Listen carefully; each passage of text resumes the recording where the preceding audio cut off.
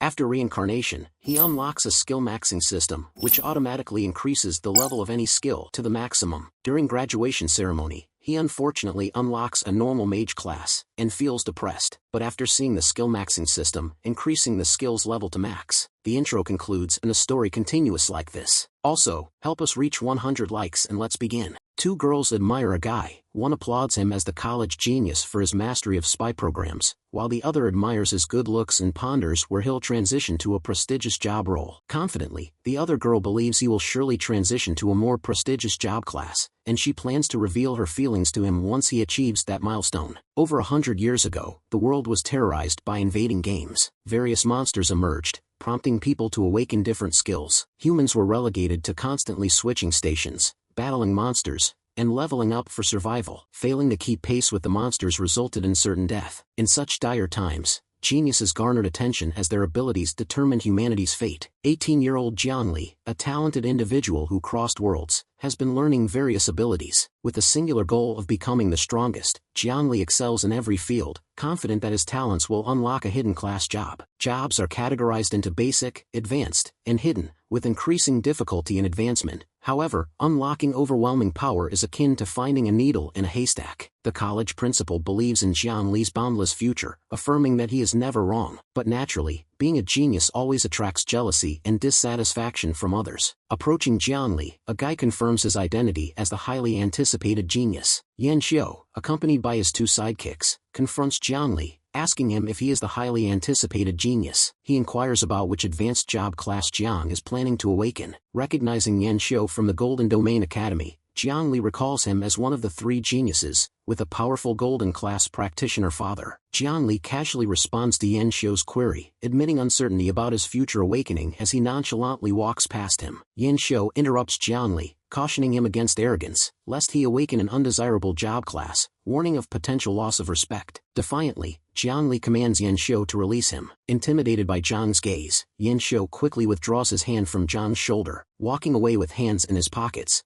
Jiang contemplates being the day's center of attention, aware that a failed awakening would be deeply embarrassing. A failed genius risks becoming a perpetual object of ridicule. The awakening process begins, with Zhang Dainiu from Class 1 being the first to awaken and fail. The overseer consoles Zhang Dainiu, advising those with ordinary awakenings not to lose hope and to persevere, emphasizing everyone's potential before calling the next student. Everyone's attention is captivated by the next awakening. It's Li Muwen who astonishes everyone by awakening as a swift archer. Recognized as a genius from the Golden Domain Academy, Li Muwen captures everyone's attention. The next person also successfully awakens to an advanced job class following a huge flash of lights. Yan Xiu, now an advanced class flame mage, expresses dissatisfaction, dismissing it as merely advanced. Spectators marvel at the consecutive advanced classes, noting that even stronger candidates are yet to awaken, while Yan Xiu arrogantly dismisses their admiration as mere foolishness, saying it's just an advanced job class with contempt. Yan Xiu berates Jiang Li, stating that talent is something you're born with, and he mocks Jiang Li's efforts as useless. It's Jiang Li's turn for his awakening. The professors, realizing it's Zhang's turn, acknowledge his top grades and exceptionalism. Zhang's awakening commences,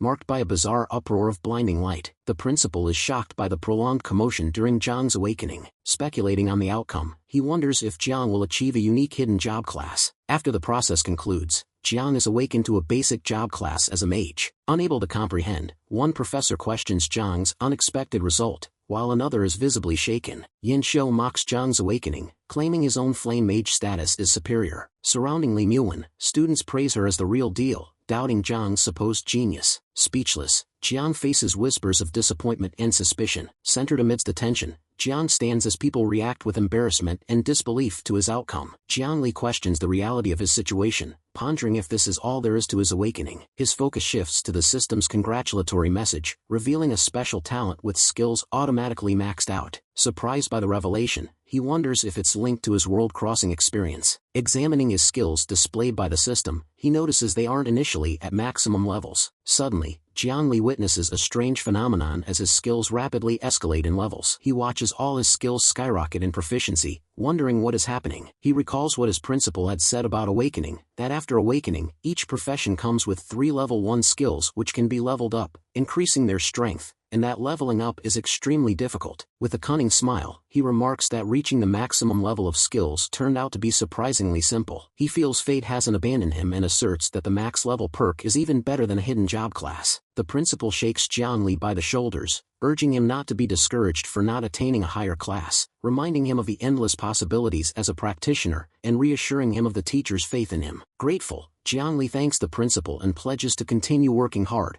offering a smile of determination. The principal's reassuring pat prompts Jiang to return to class with a forced cheer. Amidst laughter and jeers from others, Jiang realizes the harshness of reality, where people prefer watching a genius fail. Smirking, he contemplates his hidden power, considering the possibility of surprising them all by succeeding. At the trial shooting range, students practice aiming at targets to improve their skills. Yen-Su impresses his peers by blasting targets with fire from his fingers. His companions cheer, praising his remarkable abilities, while Yen-Su basks in pride. Spotting Jiang returning to class, Yen-Su calls out to him, referring to him as an ordinary mage. Yen-Su attempts to grab Jiang's attention by shooting a flame in his direction. Irritated, Jiang turns to face Yen-Su, questioning his intentions. Yen-Su challenges Jiang to showcase his skills, daring him to compete against an advanced flame mage. Jiang dismisses the invitation, asserting his existing skills and declining the need for practice. Growing frustrated, Yen-Su insists Jiang is not being asked to practice but to display his talents. Challenging Jiang's courage, Yen-Su questions if he dares to compete against an advanced mage. Yen-Su mocks Jiang by poking his head, calling him a coward. Jiang swiftly gestures with his right hand, unleashing large fireballs with a snap. Laughing, Yen-Su belittles the spell as basic and questions Jiang's seriousness. To Yen-Su's surprise, the fireballs hit the target, causing a huge explosion. Startled, Yen-Su turns back in disbelief. Flames engulf the surroundings. Multiple targets are consumed by the fire. Yen-Su exclaims in disbelief, insisting it can't be happening. As Jiang walks away, Yen-Su shouts, questioning how Jiang, a basic mage, could wield such powerful fireball spells. Jiangli walks into his house, admitting that while the power of the fireball at full level is great, it used up half his mana and thinks he has to quickly level up and increase his max mana. A voice asks him why he came back to the house without saying a word. It's his mom, who tells him to wash his hands and get ready to eat. At the dining table, Jiang tells his mom that he successfully awakened and he is a mage. His mom, looking happy, says that's great and advises him to use his skills from the back row in his team,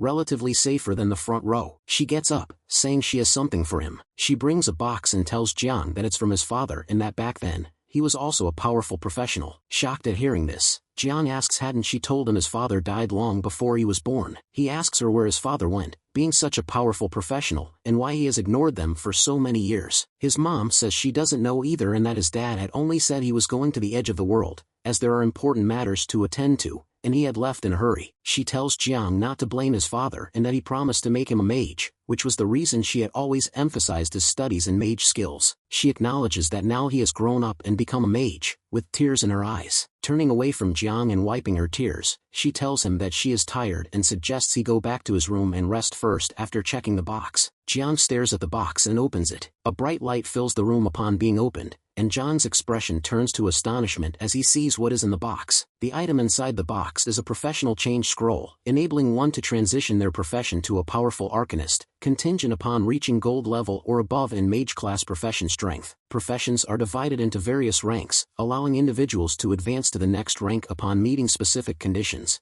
John's father excelled as one of the top professionals in the gold level. Jiang raises the scroll, contemplating his father's rank, whether in the holy domain or demigod tiers, and pondering the mystery of his absence for so many years. He returns the scroll to the box, determined to level up and reach gold-level professional status before the trial in Jin City begins in 7 days, emphasizing the need for advanced preparation. A proud-looking guy disapproves and says that another ignorant kid, without knowing the height of the sky and the thickness of the earth, who has just awakened, is rushing to the wilderness to court death. Another guy suggests that maybe the kid has a powerful special profession. The proud-looking one calls the other blind and tells him to have a look at the kid who is Jiangli, and seeing how skinny he is, what else can he be beside a mage? Someone grabs Jiangli's shoulder from behind, calling him little brother. It's a girl who asks Jiang if he must be a newly awakened student judging by his aura, and offers him to join her group. One member of their group states they have pressing matters and cannot accommodate Jiang, while another agrees and hints that Vivi's kindness might be excessive. Disappointed at their takes, Vivi asks the two guys why they are like that as Jiang smiles and says it's okay. He thanks Vivi for her kindness and waves her goodbye, saying he will be fine on his own. Vivi asks him to wait a moment. She hands him a potion, saying since he is a mage, he should find it useful later. Accepting the potion, Jiang thanks her. Vivi tells Jiang to take care of himself, smiling. At the Grey Forest, a level 4 Big Brother goblin stands his ground, a big club on his shoulder. Jiang has his eyes on that goblin as he hides behind a tree. He snaps his fingers, flames erupting above his fingers, which turn into a fireball that he shoots at the goblin. Taken by surprise, the goblin is unable to dodge and gets hit by the fireball, causing a huge explosion. The goblin is instantly defeated, and Jiang walks towards it, acknowledging the max level fireball for taking care of the level 4 goblin in an instant. Jiang senses something behind him and turns around. There is a horde of goblins, one of them up on a tree branch with a shiny sword in his hands, and Jiang questions them if they were attracted by the commotion he caused. All of the goblins laugh at him, and he raises both his hands and prepares to fight them all, saying it's good they all came to him, and it will save him time as he won't have to search for them one by one. He uses a light armor spell. A shield surrounds his body, rendering a goblin's attack useless. The goblins strike the shield, trying to get through it, but a max-level light armor spell isn't easily broken through. The fireball spell is ready again, and Jiang summons to use it. He shoots the fireball at the goblins, resulting in a massive explosion. The fireball defeats all of the goblins at once. Jiang smiles and remarks that it's like using a sledgehammer to crack a nut as the system notifies him of leveling up by 1 level. More goblins appear and surround him. With a smirk, Jiang says no matter how many of them come, the result will always be the same. He snaps his fingers to summon the fireball again, but nothing happens, leaving him bewildered. Checking his mana, he's shocked to find he can only cast 2 fireball spells and 1 light armor spell despite leveling up. He sees that the shield from the light armor spell is still half full, so he decides to replenish his mana with meditation after he finishes the goblins first. He picks up one of the goblins' clubs and says the goblins won't be able to get through his defense, so he will play with them. He raises the club as the goblins charge at him, and saying he will show the goblins the power of a melee mage, he strikes the club on one of a goblin's head. The attack only does -10 damage, and looking worried, Jiang understands he does low damage as a melee mage. With confidence, he says 10 damage points is enough and charges back at the goblins, stating they can't do anything to him anyway. As night falls, Jiang wipes sweat off his face, looking tired after finally managing to defeat all of the goblins, remarking on his low physical damage. While the system informs him he has leveled up by 1 level, he realizes he's limited to 2 fireball spells due to mana constraints, requiring him to use the light armor spell for safety during its cooldown, slowing his efficiency. The silence of the night is broken by a loud noise, which startles Jiang. He wonders who could have made that sound. An elite monster appears. Jiang thinks eliminating an elite monster in the early stage should provide a lot of experience and says it's perfect timing for its arrival. He raises his fists and tries to use the light armor spell, smiling. The shield doesn't appear, leaving him and the elite monster confused. With empty mana and a level 10 giant axe goblin looming over him, he groans, "Oh no!" Sensing imminent danger, the elite goblin raises his axe, ready to strike Jiang. It brings the axe down with a powerful blow as Jiang barely manages to jump out of its way, leaving a huge dent in the ground. Looking worried, Jiang admits the current situation will be a problem for him. A level 1 goblin strikes Jiang from behind, catching him off guard. Jiang realizes he almost forgot about the smaller monsters. Jiang states the monsters are bullying him because he is out of mana. He reassures himself to remain calm, considering 3 ways to deal with the current situation.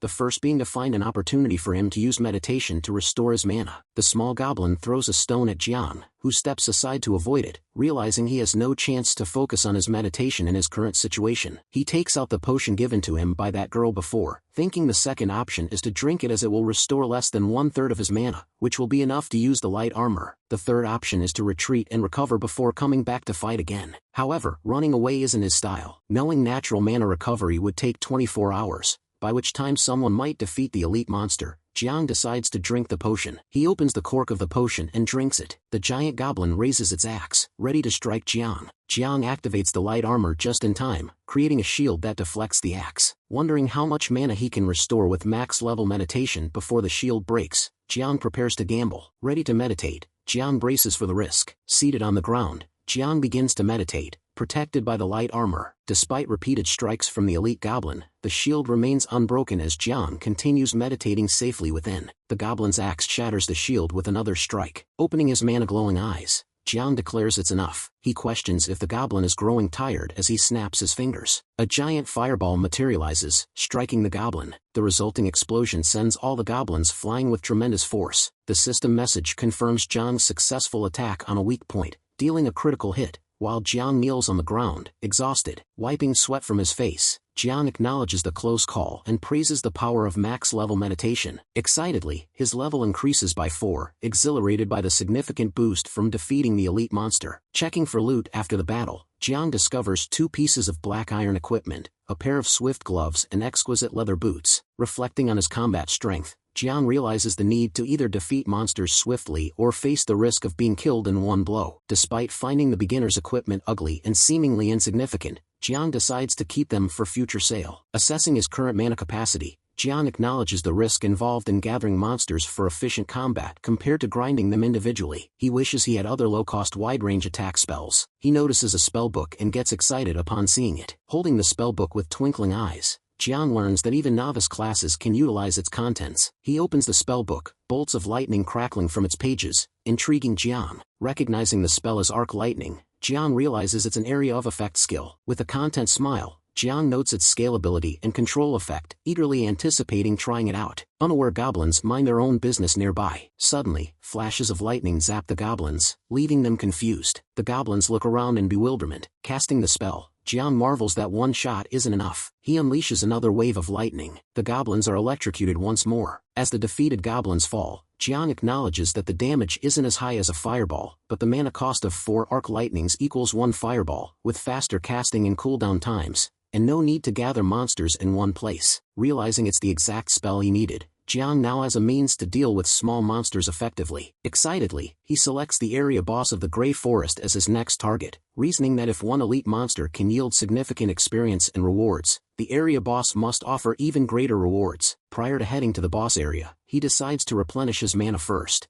Jiang spots a group of sleeping goblins, speculating it's the goblin tribe's dwelling and assumes the area boss must be nearby. He surmises they must be in slumber. Proceeding cautiously, he searches for the boss among the sleeping goblins, planning to attack with fireballs. Accidentally stepping on a twig, it snaps loudly, alarming Jiang as he realizes his mistake. A goblin stirs, rubbing its eyes awake. Acting swiftly, Jiang strikes the goblin on the head with a large stick. Despite the blow, the goblin remains resilient, roaring in pain and anger. The commotion wakes all the other goblins. Jiang flees, pleading with the goblins to cease pursuit, apologizing and explaining his need for full mana to face the boss. In retaliation, one of the goblins hurls a stone at Jiang, striking him on the head. Growing angry at the goblins, Jiang confronts them, readying his spell for battle. He hurls bolts of lightning at the goblins, electrocuting them and reducing their health by half. Another round of lightning spells defeats all the goblins, leaving them defeated as Jiang questions their aggression. Unable to spot the boss among the tribe, Jiang considers if it's not in the tribe. Suddenly, the ground begins to shake, fissures appearing beneath Jiang's feet. Jiang suspects an earthquake is occurring. Startled, Jiang notices a statue resembling an elderly goblin behind him glowing, leaving him bewildered. Meanwhile, 3 individuals walk through the forest, with one expressing concern about practicing in the forest at night, likening it to seeking death. Yan Quan, Yan Xiu's uncle, chuckles, eager to seize the opportunity to defeat Jiang Li and impress his cousin. The blonde companion reminds Yan Quan of the late hour, questioning if Jiang Li might still in the forest. Yan shoots a deadly glare at the blonde, questioning his trust. The blonde quickly clarifies that he doesn't doubt Yan but rather expresses concern about the dangers of being in the wilderness at night,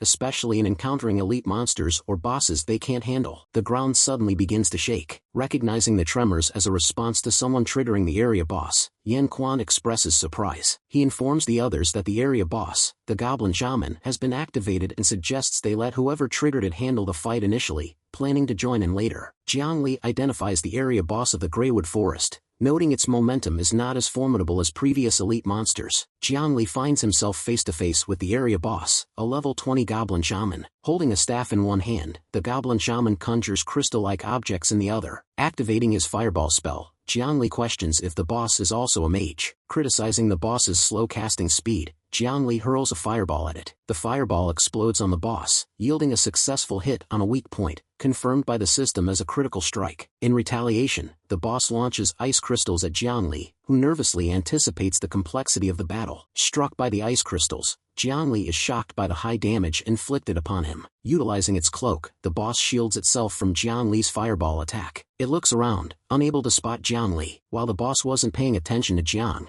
he had successfully managed to hide behind a tree. The boss produces more crystals, knocking down a tree as it shoots them, trying to find Jiang. Jiang Li, hidden behind one of the trees, recognizes the boss's cloak can resist his flame's attacks, thinking it must have magic resistance. With his mana running low, Jiangli realizes he can't sustain the fight with such depleted resources. He decides to meditate and replenish his mana before the boss spots him. The boss continues to use the crystal to chop down trees in all directions, searching for Jiangli. After felling numerous trees, the boss turns towards the one behind which Jiang is hiding. Summoning another crystal, it shoots it at Jiang's hiding spot, chopping down the tree. Jiangli, interrupted from his meditation, opens his eyes and realizes he's been discovered. The boss laughs menacingly as it begins creating more crystals. The boss holds his staff up, numerous crystals ready to attack Jiang, as Jiang says it's bad. Jiang, feeling anxious about his dwindling mana reserves, worries he may not have enough to unleash a fireball. Unable to conjure the fireball, he resorts to unleashing a wave of lightning, stating it's all he can manage for now. The lightning strikes the boss and the crystals it produced. The crystals shatter, and the boss shouts in frustration as it gets electrocuted. Shaken by the lightning attack, the boss falls to one knee. Recognizing the paralyzing effect of the full-level attack, Jiang sees it as a prime opportunity and rushes toward the boss. He swiftly removes the boss's cloak, stating it won't be able to resist his spells without it. Holding the boss's cloak, Jiang challenges it, declaring it's his turn to prevail. Using his staff for support, the boss struggles to stand back up. Searching around, the boss attempts to locate Jiangli. Spotting what he believes to be Jiangli hiding behind a fallen tree in front of him, the boss decides to attack. Creating more crystals, he launches them towards the suspected hiding spot. The crystals obliterate trees and trigger a massive explosion nearby. Confident he's finally found Jiangli, the boss smiles. His smile turns to horror as he realizes Jiangli isn't there. The boss frantically scans the area, demanding to know Jiangli's whereabouts. Emerging from behind, Jiangli prepares his fireball spell, declaring the boss's demise. Jiangli hurls the fireball, but the boss quickly erects a shield from his staff to block the attack. Despite the shield's defense, the fireball cracks through and strikes the boss. Another explosion erupts as the system notifies Jiangli of a successful critical hit on the weak point. With the boss incapacitated on the ground, Jiangli explains that despite its strong defenses, his max-level fireball skill is potent, and without fire resistance, the boss is doomed. Approaching the fallen boss with a club in hand, Jiangli remarks on the boss's unfortunate encounter with him. Delivering a final blow with the club, Jiangli ends the boss's reign, earning a 3-level increase and reaching level 10, as confirmed by the system. Examining the loot from the boss's defeat, Jiangli deems it satisfactory and believes he can make use of it. Holding up the boss's cloak, Jiangli discovers it's a fire-resistant robe in tatters, rendering it useless. Opening the new spellbook obtained, Jiangli learns Ice Arrow, now at max level, previously level 5. With a satisfied expression, Jiangli marvels at the power of the max-level Ice Arrow, anticipating its effects. Inspecting the staff, Jiangli identifies it as a bronze-level staff with magic penetration, theorizing it may explain why the max-level light armor was weak and plans to utilize it against magic-resistant monsters. Startled by a voice from behind, Jiangli is ordered not to move and to raise his hands. The figures emerge as Yan Quan and the blonde guy, with the latter suggesting that Jiangli's team must have perished as he is alone. Yan Quan, addressing Jiangli, acknowledges his defeat of the area boss and expresses regret for Jiang abandoning his team, assuming they were more powerful. With his hands raised, Jiangli questions how Yan knows his name. Yan Quan introduces himself and accuses Jiang of bullying his cousin in school, questioning Jiang's intentions toward the Yan family. Jiangli denies any bullying and offers Yan Quan items in a gesture of friendship. Rejecting the offer, Yan asserts they can't be friends and threatens Jiangli with violence, offering him a choice between his hand or leg. Jiangli rebuffs the notion of violence, stating they've just met and shouldn't talk about fighting or killing. The guy in glasses notices Jiang's meditation and warns Yan Quan of Jiang's mana recovery. Yan Quan dismisses Jiang's potential recovery, claiming their advanced professions make them superior. Jiangli, smiling, acknowledges their advanced status and remarks positively on it. Yan Quan challenges Jiangli to a fight to the death, warning him they won't even allow him a chance to cast a spell. Without uttering a word, Jiangli unleashes his spell, instantly electrocuting all three of them, his hands still raised in surrender. Yan Quan crashes to the ground, electrocuted. Jiang clenches his fists, admonishing Yan for talking too much and allowing him the chance to regenerate his mana. Struggling with pain, Yan Quan asks Jiang how he cast spells so quickly. Jiangli, conjuring a fireball, admits he's not sure. He hurls the fireball at the trio, leaving them shocked and stripped of their clothes, which were burned. Laughing, Jiangli remarks on the profitability of robbing after defeating the area boss, stuffing his bag with their belongings. Concerned about his sudden 3-level increase after defeating the area boss, he contemplates changing his leveling spot for the next day. Turning back to the trio, Jiang humiliates them for failing to rob a newbie despite being Iron Tier players, calling it embarrassing. Arriving at Rose Town, Jiangli pants from the exertion of walking. Exhausted from carrying his haul, he wishes for a spatial item to ease the burden. Making his way to the Golden Dragon Treasury, Jiangli identifies it as the destination. A lady greets him, asking if she can help him with anything. Jiang dumps his loot on the table, stating he needs to sell them, as she asks him to wait a while. After a brief wait, Jiangli sits at a nearby table, where the lady returns with an evaluation of his loot and says he will receive 972,000 Flame Dragon coins, which rounds up to 1 million. Informed of the value, Jiangli is stunned by the significant sum, contrasting it with his mother's modest monthly earnings, and pondering the disparity between professionals and ordinary people. Expressing satisfaction with the price, Jiangli inquires about basic skill books, prompting the lady to offer her assistance. Genius girl Mo Qingqing of the Golden Academy recognizes Jiangli, watching him from a balcony above, as an attendant comes to her and informs her that everything is ready. At the Golden Dragon Treasury Library, Jiangli tells the sales lady he needs basic mage class skills and asks her to recommend some to him. The sales lady shows Jiangli a number of books saying they are all beginner level skills what mage can learn and asks him to choose what he likes. Jiangli looks at the price and they are all 600,000 each, and he realizes the 1 million he got earlier isn't that much. He recalls he currently has Fireball, Arc Lightning and Ice Arrow, among which 2 are single target and the other an AoE attack, and he decides he needs a control skill. He says he will take the slowdown technique, which can apply a slowdown buff to the target. Realizing he needs to address the issue of his mana limit, he decides to use the remaining money to buy supplies. In the reception room, the Golden Academy's genius girl, Mo Qingqing, engages in conversation with a guy with glasses who informs her that there is indeed a Black Iron Tier dungeon appearing in the Gale Plains, but the entrance is uncertain, suggesting they need to spend more time searching. Mo agrees, stating it's fine as long as the entrance is in the Gale Plains, and she commits to personally leading the search the next day, thanking the man who responds with "You're welcome." Recalling seeing Jiangli, Mo remembers hearing that his awakening ceremony had gone wrong, resulting in him becoming an ordinary mage. Puzzled by his presence, she wonders if she mistook him for someone else. As a butler approaches Bo and inquires about her thoughts, she is startled, blushing as she responds, "It's nothing." The butler informs Bo that if she can clear the dungeon, her level will definitely skyrocket, and reaching Black Iron Tier won't be a problem. Reminding her that the trial competition is just a week away, he assures her she'll definitely surpass Miss Lee from the Lee family, causing Bo to blush again. Bo instructs the butler not to waste time and orders him to gather Moda and the others, stating she'll lead them into the dungeon herself when the time comes. At the Gale Plains,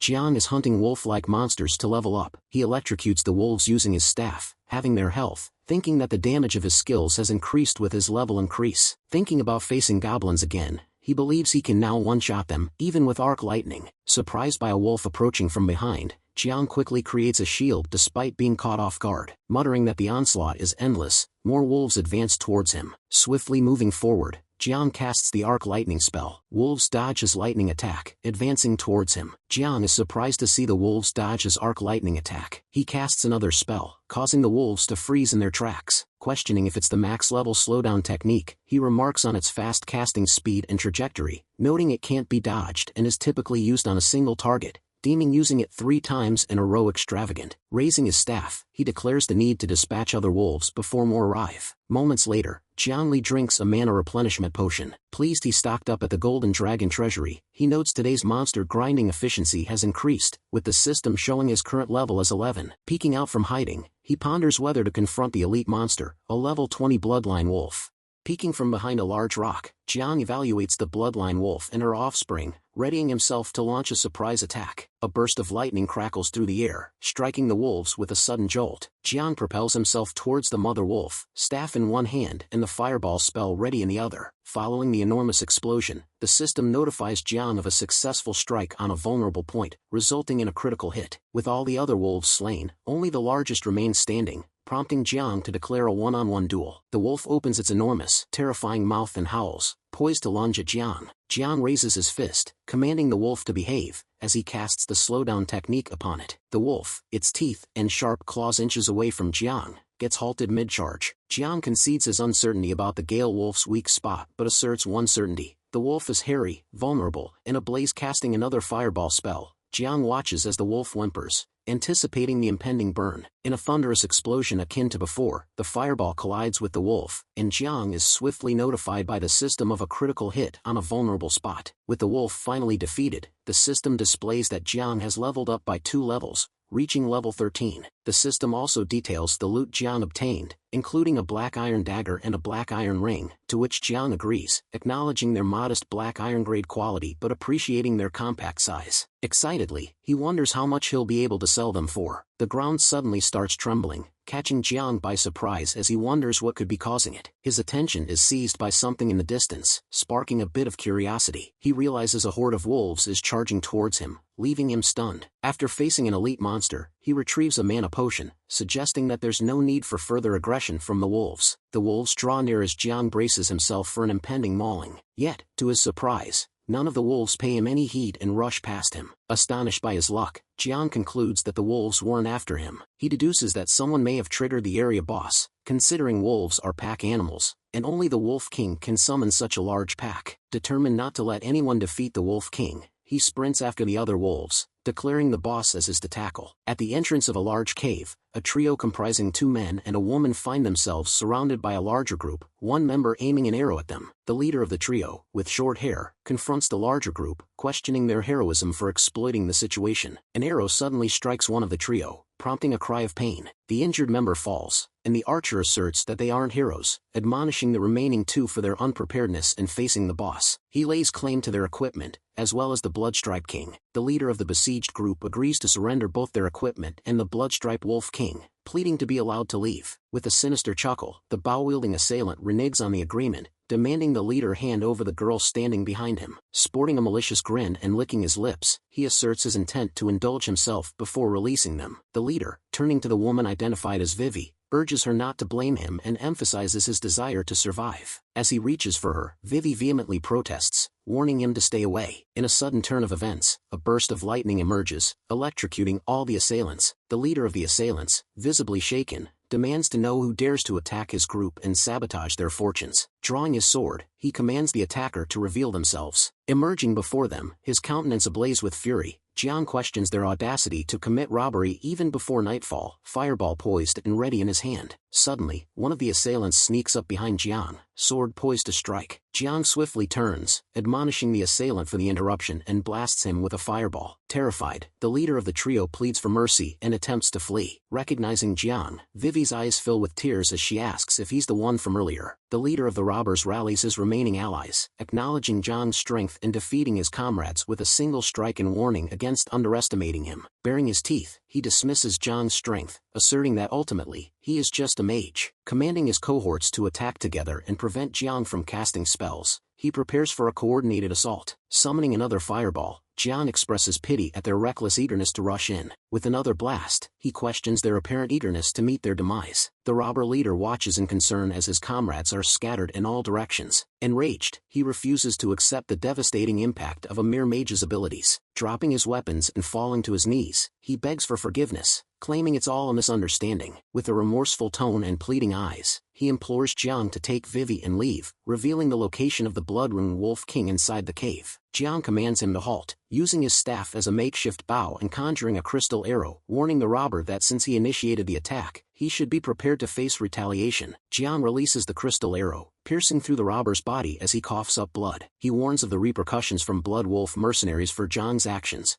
cautioning that there will be consequences. Jiang sifts through his belongings with a smile, noting the enhancement of his mana from leveling up, allowing him to employ multiple skills seamlessly. Vivi redirects her attention to Jiang, expressing gratitude for his rescue. Blushing, she admits to underestimating his power and confesses her earlier concern for him. Rising with a warm smile, Jiang reassures her, stating they are even now as she had also saved his life before. Advancing toward the cave, Jiang invites Vivi to accompany him in facing the boss. Consuming a mana potion to replenish his energy, Jiang strides towards the cave with Vivi by his side, impressed by his defeat of the robbers and his readiness to confront the boss. Observing Jiang's youthful appearance, Vivi wonders if he possesses a hidden, formidable class. The Bloodrune Wolf King, at level 25, slumbers peacefully inside the cave. Peering at the sleeping Wolf King from behind a rock, Vivi reveals her level 20 status and recent attainment of the Iron rank, questioning whether just the 2 of them can defeat the king. Jiang responds that they won't know until they try, then boldly charges at the Wolf King after launching a fireball. The fireball explodes upon the Wolf King,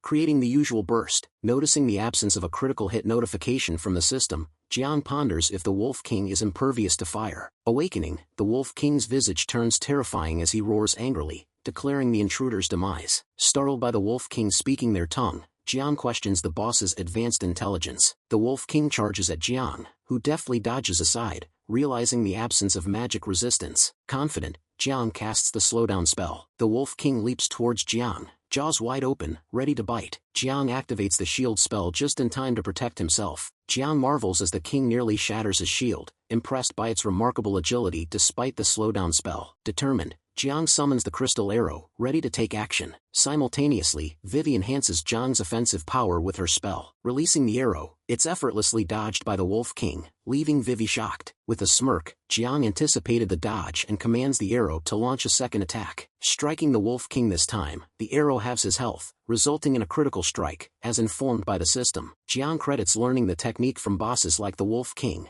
pinpointing the creature's vulnerability at its waist. The Wolf King grows even angrier, unleashing a howl. Vivi warns Jiang of the Wolf King's berserk state. A swarm of smaller wolves emerges at the Wolf King's side. Jiang recognizes the smaller wolves from earlier. Realizing the Wolf King's ability to summon lesser creatures, Jiang prepares for a tougher fight. Vivi advises caution and offers assistance by slowing down the smaller wolves and replenishing Jiang's mana. Jiang conjures another fireball, slamming it into the ground, annihilating several wolves and gaining experience points simultaneously. Jiang observes that the confined space of the cavern, coupled with summoning numerous minions, has reduced the Wolf King's agility. Calling out to the Wolf King, Jiang warns that if it uses that skill once more, he might spare its life temporarily. The Wolf King bares its teeth and summons more minions. Recognizing the opportune moment to strike, Jiang utilizes the fireball skill for the final time. A massive explosion ensues from his attack, and the system notifies Jiang that he has leveled up to level 14.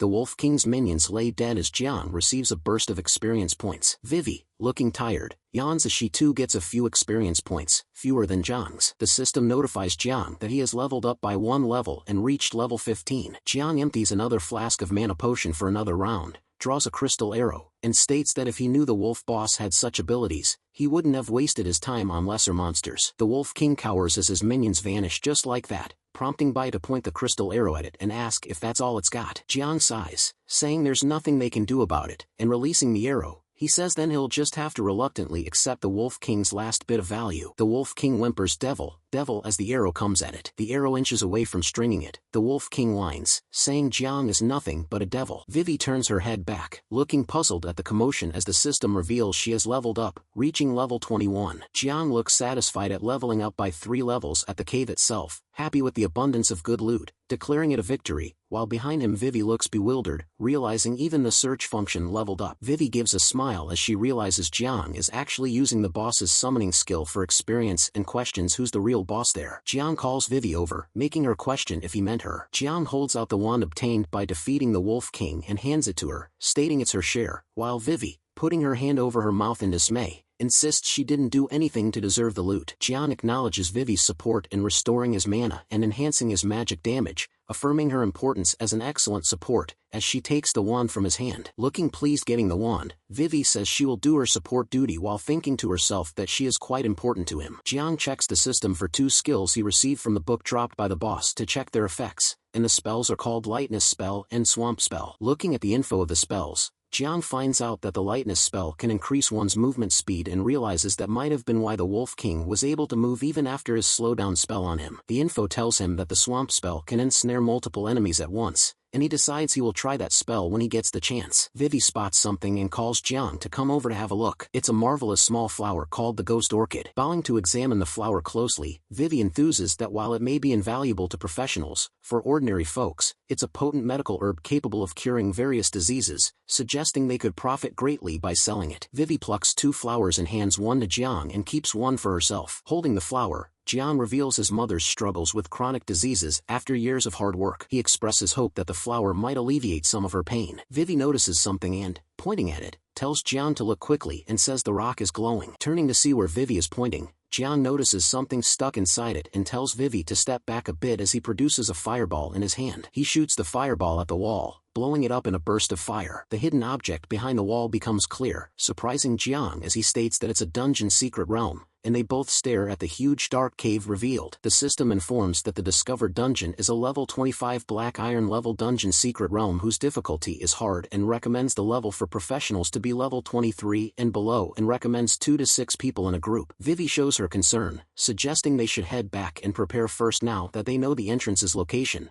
But Jiang, ready to venture into the dungeon, insists he isn't going to wait. He turns to Vivi, giving her the option to retreat if she deems it too perilous, while assuring her that if she chooses to accompany him, he'll protect her. Vivi looks reassured by Jiang's words and says she will do her best and prepares to follow him, saying if they run into danger, she will help him buy time. The moon is bright in the cool night, and Jiang and Vivi walk along a forest as the system informs that they have entered the dungeon's secret realm, Dark Altar, and informs them to stop the Dark Mage Garubi's ritual. Hearing the term Dark Mage, Jiang believes the possibility of obtaining equipment related to mages might be high. With high spirits, Jiang dashes forward, exclaiming, "Here I come," as Vivi trots behind him, asking him to wait for her. Suddenly, Jiang's eyes widen as he sees something, and he pulls Vivi behind a structure, telling her to hide. Looking puzzled, Vivi asks Jiang what happened all of a sudden, and Jiang tells her to look over there. In front of them, riding a skeleton horse, is a skeleton knight, currently at level 20, holding a long scythe in its hand. Jiang remarks that the dungeon is indeed not simple, and even the regular monsters are level 20, showing concern. Jiang hopes for extraordinary rewards from the dungeon, unaware that behind him and Vivi, 3 more skeleton knights have appeared. One of the skeletons shouts outsider at Vivi and Jiang as they turn around, looking startled. The skeletons ask them what they are spying on and, shouting die, they charge at Jiang and Vivi, their scythes held up high. Jiang, instantly on guard, perceives the skeletons' lack of direct attack as a sign of their limited intelligence,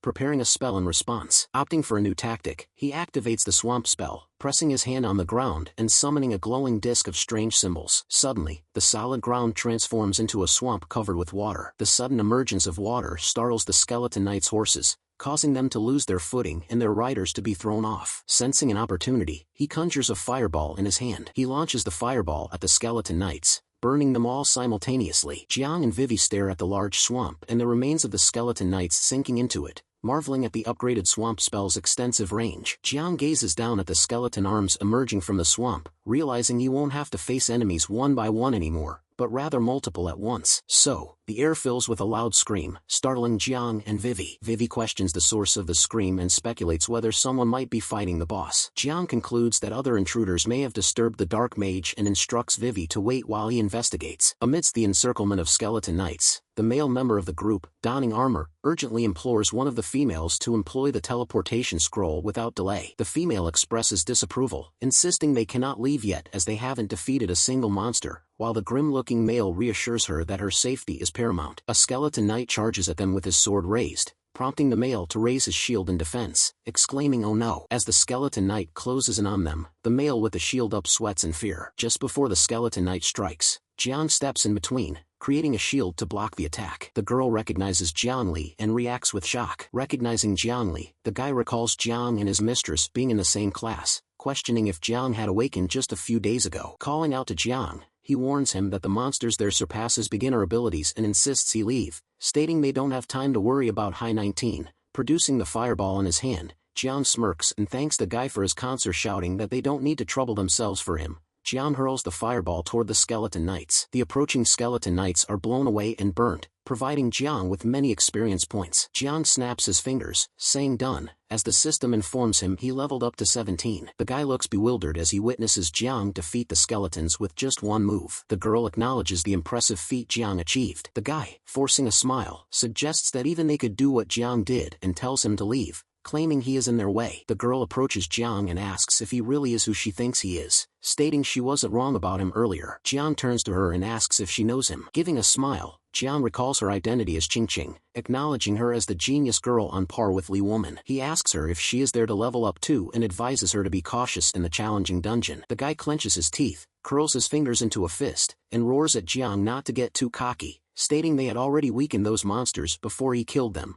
asserting they are the elite members of the Black Iron rank. Jiang informs them that if they have nothing else to say to him, he will be on his way. Turning to leave, he observes that those people are struggling even with small monsters and doubts their ability to compete for boss loot with him. Qingqing calls out to Jiang to wait a minute and asks if he has achieved the Black Iron rank yet. Jiang remains silent, pondering momentarily before shrugging and stating he is already at level 17, so reaching Black Iron rank shouldn't take long. Qingqing looks astounded upon learning that Jiang is already at level 17 in just a few days and wonders how he managed it. Pulling the pendant she is wearing, Qingqing asks Jiang for a favor and requests his help in clearing the dungeon. She opens the pendant and withdraws a glowing round pearl-like gem, explaining that it's the Black Iron promotion gem she will give him as a reward for helping her, believing it might be useful for him. Jiang looks taken aback and wonders to himself if the item Qingqing is wearing, a pendant, must be really expensive. He stares intently at the pendant and the gem Qingqing is holding. Qingqing turns away, blushing, and asks Jiang to stop staring at it. Bai recalls that to reach Black Iron rank, one can either face the Black Iron trial or directly use the promotion gem,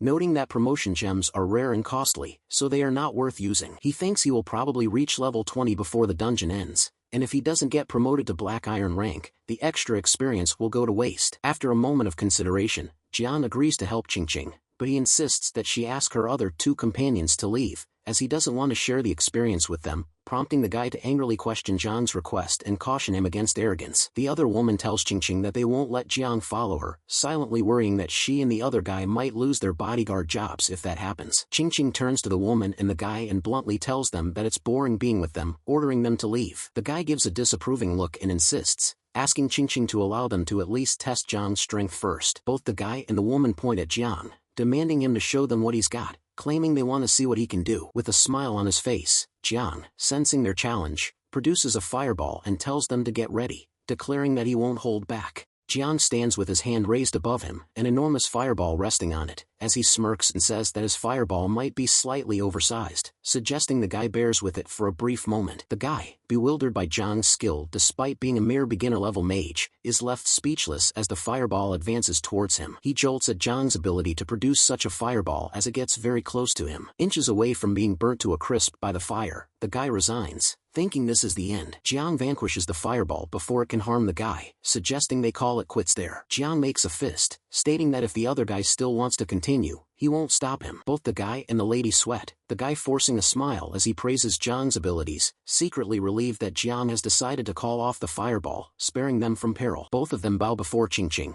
requesting their leave and asking her to take care of herself. Vivi sees Jiang return, grabs his arm, expresses her weight, and requests to join him next time, admitting her fear, to which Jiang says he will try his best. Qingqing, noticing Vivi's closeness to Jiang, wonders about their relationship, implying she has never heard Jiang mention having a girlfriend. Qingqing asks Vivi how to address her while introducing herself. Vivi, still holding on to Jiang's arm, tells Qingqing to call her Su Wei. Qingqing silently expresses her concern that Jiang and Vivi seem quite close. Qingqing intervenes between Vivi and Jiang, pushing Vivi aside and instead grasping Jiang's arm herself, stating she has something to discuss with him, which startles Vivi. Holding on to Jiang's arm, Qingqing questions him if he really faced trouble in his awakening process as she has heard, to which Jiang agrees, admitting he is merely an ordinary mage. Jiang asserts that it's not always necessary to have a special profession to be strong, turning to Qingqing with a smile as he declares he has his own ways. A moment later, Jiang activates the lightness spell, propelling himself a few feet off the ground amidst a huge outburst of fire, defeating several monsters and earning enough experience points to level up to level 18. From behind a bush, Qingqing asks if Jiang has always been reckless like this, and Vivi, next to her, replies that Jiang's ways startle her at first as well. Qingqing wonders why Jiang's skills, which are probably at the beginner level, are so strong. Skeleton horse hooves appear, and riding on the horse is a level 27 boss skeleton knight commander, followed by other common skeleton knights. Jiang, visibly excited at the sight of the boss, prepares to use his spells. Jiang activates the swamp spell, confidently stating that no matter how many bosses come, the result will always be the same, catching the skeleton knights off guard. Jiang explains that as long as he uses control skills well, those skeletons will be of no threat to him, causing the skeleton horses to struggle to move properly in front of him in the swamp. The skeleton boss raises its scythe and summons a shadowy horse, sending it charging at Jiang. Jiang gives a shocked look as the horse strikes him in the stomach. Vivi and Qingqing shout in horror as Jiang is sent flying from the force of the attack. The skeleton boss and its minions charge towards Vivi and Qingqing, who are terrified to see them approaching. Vivi tells Qingqing to go and save Jiang, stating she will distract the skeletons. A voice interrupts, saying there's no need for that as an ice arrow comes out of nowhere and strikes the skeleton boss. It's Jiang, on his feet and looking angry, as Vivi asks him if he is alright. Jiang reflects inwardly, realizing it was fortunate his lightness spell hadn't ended, or the horse's strike would have caused more than just a minor injury. He shows his surprise, admitting he hadn't expected the boss to have long-range attack methods. Vivi, from behind, says she will heal Jiang and uses her spell to mend him. The skeletons all charge at Jiang and the other two. Qingqing closes her eyes and prays for the holy light to bless her allies, shroud the enemy's invulnerability, and intensify their assault. As an aura glows around her, a huge outburst of holy light pushes back the skeleton knights and the boss, prompting Qingqing to exclaim to Jiang that it's the perfect time to use a group magic attack. Saying he understands, Jiang raises his hand and produces bolts of lightning. The lightning strikes the skeletons and zaps them. Jiang shows surprise at his lightning spell dealing increased damage, while Vivi marvels at seeing the blessing of holy light used by Qingqing. Vivi explains that the blessing of holy light allows allies within its range to inflict holy attribute damage, infecting enemies with vulnerability and blindness. Since Qingqing used it moments ago, any attack used by Jiang will do increased damage several times over. Vivi realizes Qingqing's profession must be a holy priest for being able to use the blessing of holy light spell. As Jiang acknowledges the spell's strength, the skeleton boss removes the paralysis inflicted on it and prepares to attack again. Jiang asks Qingqing to use the blessing again, and she agrees, while Vivi states she will increase Jiang's magic damage, and they both cast their spells. The skeleton boss charges at them with full speed, and Jiang tells the two ladies to be careful. The skeleton boss closes in on Jiang, Vivi, and Qingqing, its eyes glowing red as it towers above them, raising its scythe, poised to strike down on them. Qingqing casts her holy blessing, enhancing Jiang Li's attack at the skeleton commander knight charging at them. The skeleton knight gets hit by the attack and stops in its tracks, giving a pained growl. A huge explosion fills the forest, bathing it in golden light. The skeleton commander clutches its horse's reins as it realizes Jiang Li and the others have disappeared. While it searches for Jiang and the others, a voice from behind instructs the skeleton to stop looing. Jiang Li jumps down at the skeleton from behind, arrow aimed, declaring he is right there. The arrow strikes the skeleton in its chest, causing it to howl with pain. Then Jiang Li jumps down in front of the defeated skeleton as he declares he is victorious. The system pops up, informing Jiang he leveled up to 20 and obtained a C-grade skill book Bone Spear spell. Jiang notes the C-grade skill is good but ponders which skill to replace since his slots are full. He realizes the new spell can only be learned by Black Iron mages and decides to think about it later. At that moment, Qingqing hands over the leveling up artifact to Jiang, stating his strength will benefit them all. Blushing, she tells Jiang to call her just Qingqing from then on. Jiang high-fives Qingqing and thanks her as he takes her offering. Still holding her hand, Jiang promises to repay her twofold as Qingqing blushes more. Someone angrily slaps Qingqing's bodyguard, scolding him for leaving her alone in the dungeon. Outside at the entrance of the dungeon, someone looks pissed off at Qingqing's two guards. The male guard, sweating with worry, bows and says Jiang will keep Qingqing safe due to his strength. The old man, still angry, questions the guard as the fat guy beside him, addressing him Uncle Fu, notes something is amiss. Uncle Fu looks up, squinting his eyes to focus on something. His eyes widen in horror as the system issues a warning. An unknown error has escalated the dungeon's difficulty to abyss level, rendering exit impossible once entered. Uncle Fu shouts that Lady Qingqing is in danger, ordering the fat guy to gather all the elites and bring them there. Meanwhile, inside the dungeon, Jiang is sitting down, meditating as Su Wei senses something and asks who is there. Some creature with massive legs walks in, shaking the ground as it asks who the intruders are. The stranger, who is a skeleton, says it's impressive of Jiang and the others to defeat his minions. Then, revealing his full form, the skeleton, who is a level 30 boss, looks down at the three of them declaring their end. Qingqing gives a terrified look at seeing the dungeon boss. She worries about disturbing Jiang during his breakthrough, emphasizing the need to stall for time. At that moment, more people run in, and one of them declares their arrival. Uncle Fu and a dozen others rush to Qingqing, checking if she's alright, and she looks relieved seeing him. The dungeon boss, seeing the new arrivals, questions if they are the reinforcements. He then produces an energy ball in his palms, calling them annoying pests. He launches the attack at the newcomers, sending them all flying backward with force. One of the newcomers mocks the boss, asking if that's all he's got. Suddenly, out of nowhere, a huge creature comes jumping down and lunges at that guy, startling him. The monster, which is huge with wings behind it, slumps down on the ground on top of that guy. The lower demon lord bares his teeth, demanding to know who summoned his, shocking the others. The dungeon boss looks up, announcing he summoned the demon lord, offering everyone present as sacrifices. The demon lord snarls, his massive teeth clenching, deeming mortals unworthy even to fill his gaps. At that moment, someone steps up, questioning the demon lord who will be the sacrifice. It's Jiang, awakened from his breakthrough, now Black Iron level, rallying everyone to fight back. He gives a smirk, saying the outcome is still undecided. Uncle Fu looks over at Jiang and questions what a lone Black Iron mage like him will do. Suddenly, Jiang fires sharp, pointy drill-like attacks at the demon lord. The demon lord is pierced by sharp attacks, bellowing at Jiang, questioning his desire for death. Seeing the demon lord wounded by Jiang's attacks, Uncle Fu looks shocked but remains unconvinced it's sufficient. Then he bellows out, instructing his pupils to attack the demon lord to protect Lady Qingqing. All spells launched by everyone strike the demon lord, causing multiple explosions on his body. Meanwhile, Uncle Fu instructs Jiang to take Qingqing to safety. Saying so, he withdraws his sword, his eyes glowing and an aura of magic surrounding his body. The demon lord, now engaged, shouts at all of them, his mouth wide open as he charges up an attack. He fires a huge beam of energy from his mouth at the people, shouting for them to die. Uncle Fu swings his massive sword, instructing others to follow him and attack. He neutralizes the massive beam of attack sent by the demon lord. Using too much stamina, he pants, still holding onto his sword. His eyes blaze as he looks up at the demon, cursing. Charging his sword, he leaps at the demon, unleashing his strongest technique to slow it down. Then he jumps into the air, raising his sword above his head,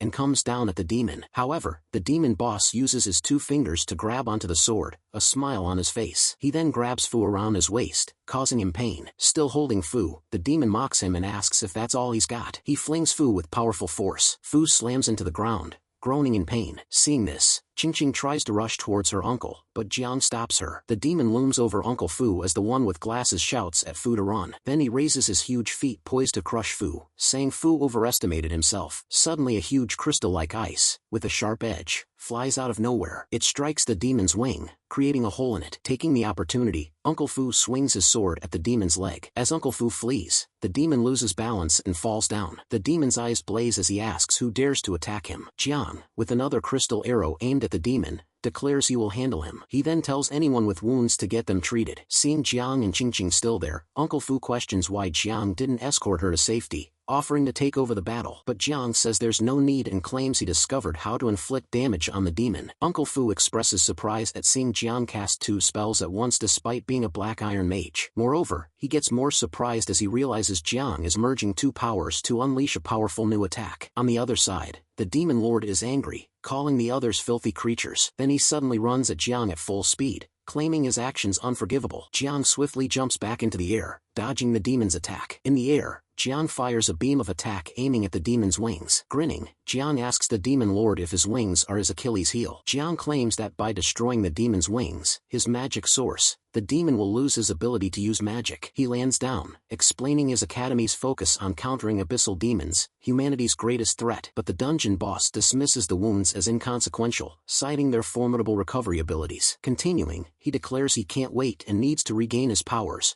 but the demon lord startles him by grabbing him from behind. The dungeon boss begs for mercy as Jiang and others look on in horror. The demon lord widens his mouth wide and brings the dungeon boss over his mouth. With just one swallow, the dungeon boss ends up inside the demon lord's stomach. After this, the demon lord's body transforms as he gains huge muscles and abs. He enters the second phase of transformation, now more powerful, as he bellows out that Jiang has incited his fury. Then he fires a beam of attack from his mouth, cursing the others to die. Jiang swiftly strides away, avoiding the attack. Running, he ponders surviving the attack with his agility spell but realizes his armor spell won't suffice. He receives a shock as the system informs him that his magic power has increased by 200% because of the blessing. Qingqing, Uncle Fu, and the others seem to have used their blessing powers on Jiang, increasing his stats. The demon lord realizes this and turns towards Qingqing and others, casting their spells. He bellows out, calling them fools as he charges a dark energy attack in his palms. But Jiang sees this and claims it's not good, changing his course. The demon hurls the energy ball at Qingqing and others, cursing them to die, while Jiang boosts his speed by 300% to stop the attack.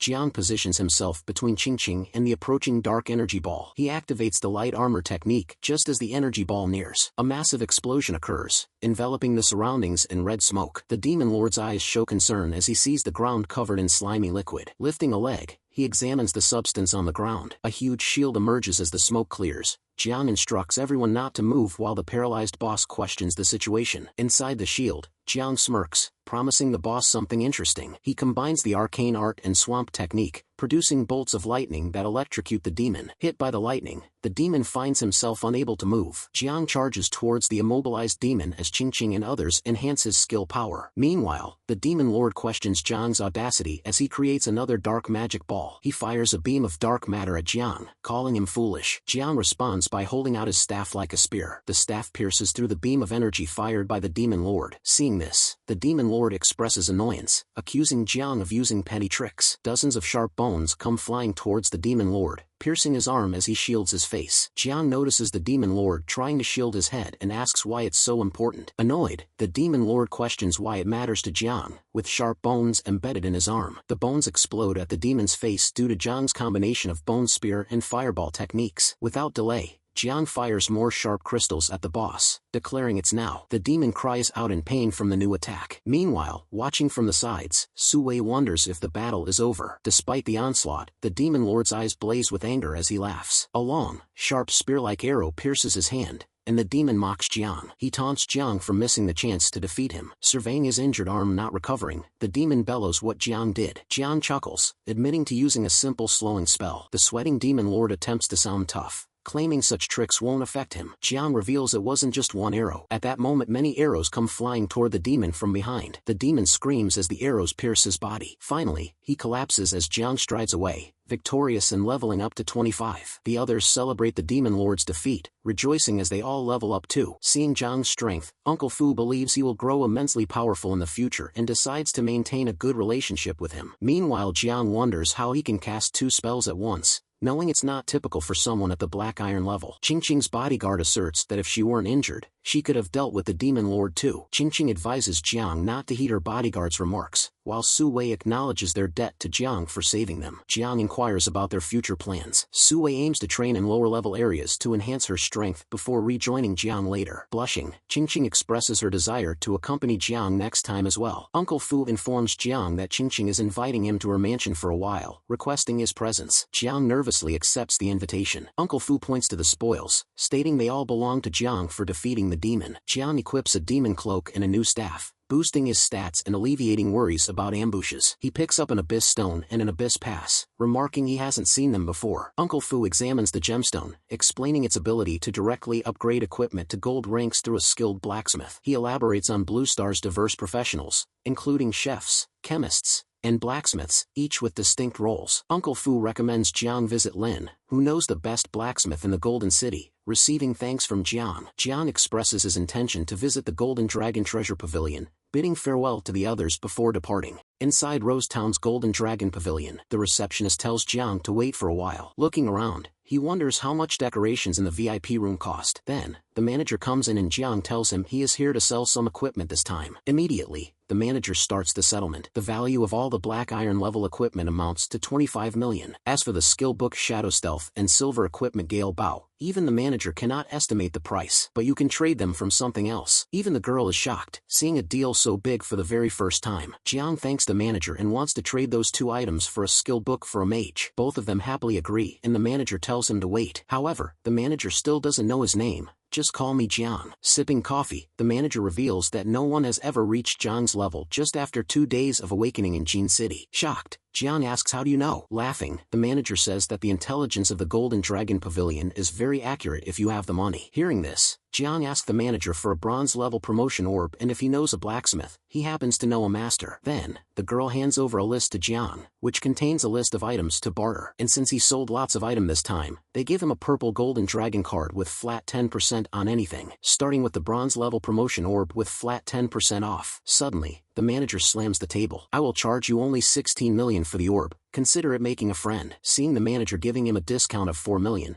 he wants to maintain a good relationship with him. Standing, he enthusiastically thanks the manager, ensuring he will sell everything to him. Then, the manager informs him about gold-level blacksmith Master Wang who happens to be in Jin City. He tells Jiang to go to the Wenxiang courtyard in the east and say I referred you. Next day, at Wenxiang's courtyard, Jiang stopped at the gate. The guard tells him noon is allowed inside. So, Jiang takes out a massive gemstone, clarifying that he wants Master Wang Yun to make him a weapon. He told the guard manager Lin from the Golden Dragon Pavilion referred him, please let him know. Master Wang yells let him in and the guards acknowledge him. Sweating, are you Jiang? I didn't expect that old fox to refer to someone. Jiang calls him the best blacksmith in Jin City but the old man stops him, asking what gemstone do you want to set? He is quite impressed seeing the gold-level gemstone. Master Wang reveals that even for gold-level blacksmiths, it is rare to touch a gold-level gemstone. But, with a serious look, he bursts out laughing, saying the chances of failure are very high with it. Master Wang then proposes a deal. He nearly completed a weapon but it lacks the tooth of a thunder crocodile leader. This will greatly improve the rate of success. Jiang asks if he wants him to find it, Master Wang replies not necessarily. He reveals that the Thunder Crocodile leader is very cunning, hiding deep in Thunder Marsh and hides from high-rank hunters. If it can increase the rate of success then Jiang will do it. And with that, he bids farewell, making his way to the Thunder Marsh.